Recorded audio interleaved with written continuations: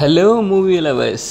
So ఈరోజు నేను ఈ వీడియోలో మనకి మే 1న రిలీజ్ అయిన న్యాచురల్ స్టార్ నాని యొక్క హిట్ 3 మూవీ రివ్యూ గురించి చెప్పబోతున్నాను.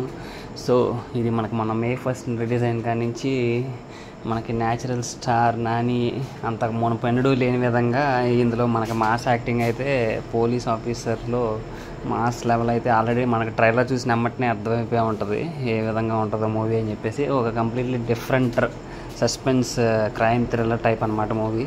ఈ మూవీలో పాజిటివ్ వచ్చేసి మనకి నాని యాక్టింగ్ అయితే బాగుంటుంది అది చెప్పుకోవచ్చు.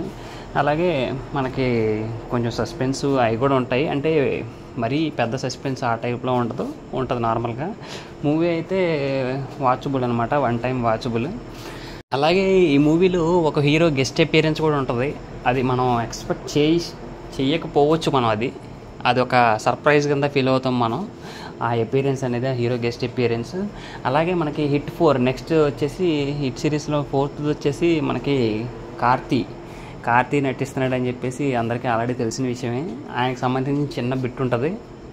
సో అది ఫ్రెండ్స్.